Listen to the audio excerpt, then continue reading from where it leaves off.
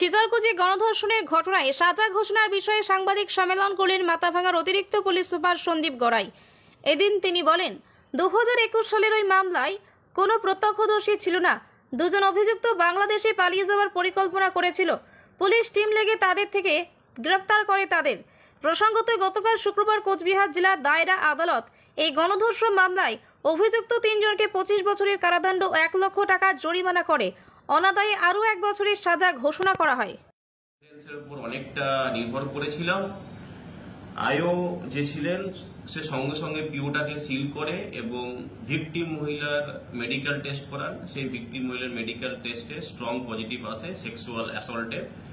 তারপরে আমরা forensic team ডেকে নিয়ে আসি। ফরেন্সিক টিম ডেকে পিওটাকে সার্চ করা হয়। ওখান থেকে বিভিন্ন এভিডেন্স আমরা পাই, যেমন পিউবিক হেয়ার, সেখান থেকে আমরা ব্লাড স্টেন পাই খাটের মধ্যে, এবং যে গাড়িটা করে নিয়ে যাওয়া হয়েছিল সেই গাড়ির সিটের মধ্যেও আমরা ব্লাড স্টেন পাই। সমস্ত স্যাম্পেল আমরা পাঠাই ফরেন্সিক ল্যাবরেটরিতে। এছাড়াও আমরা এই স্পেসিফিক কেসটাতে ডিএনএ প্রোফাইলিং করে থাকি।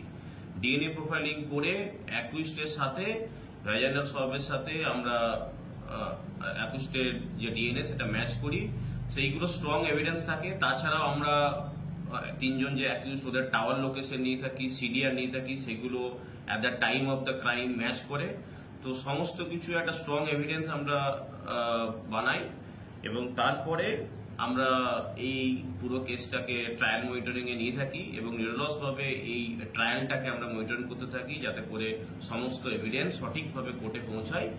এবং এত কিছু করার পরে আমরা গতকাল এই কেসটা শুনানি কমপ্লিট হয় এবং সেখানে 3 জন অ্যাকিউজডকেই 376D ধারাতে পানিশমেন্ট দেওয়া হয় এবং 25 বছরের সশ্রম কারাদণ্ড হয়, তার সাথে 1 লাখ টাকার ফাইন তাদেরকে দেওয়া হয়। সেক্ষেত্রে যদি তারা না দিতে পারে তাহলে কোর্টের রায় হচ্ছে আরো 1 বছর সশ্রম কারাদণ্ড এক্সট্রা হবে। যেটা জানা যাচ্ছে, প্রথমেই আমরা যেদিন কমপ্লেনটা জমা পড়ে সেই দিনেই আমরা একটা অ্যাকিউজডকে জামির হোসেনকে অ্যারেস্ট করে নিই। বাকি 2 জন পলাতক ছিল, আমরা তাদেরকে টাওয়ার লোকেশন ধরে তাদেরকে ট্রেস করি।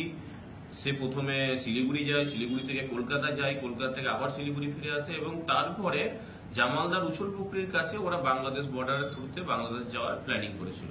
তো আমাদের টিম পুরো তৎপর ছিল, ওখানে রেডি ছিল ইন্টারসেপশনের বেসিসে এবং তাদেরকে 2 জনকে উছল পুকুরি থেকে অ্যারেস্ট করে। গতকাল কুচবিহারের এডিজে ফার্স্ট কোর্ট একটা জাজমেন্ট দিয়েছেন।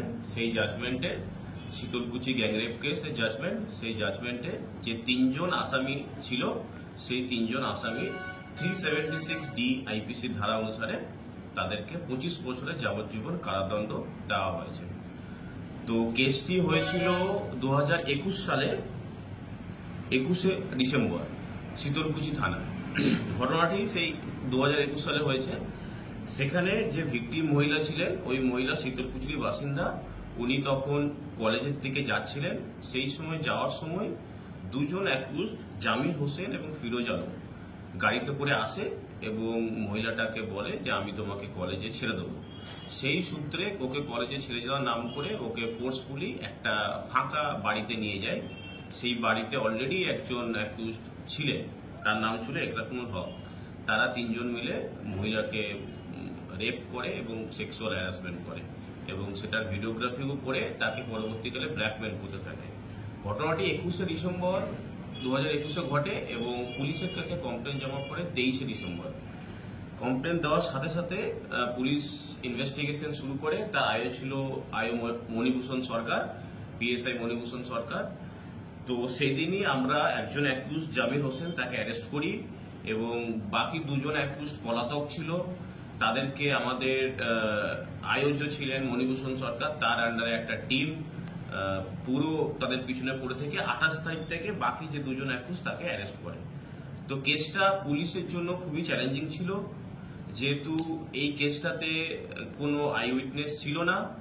তো সেই জন্য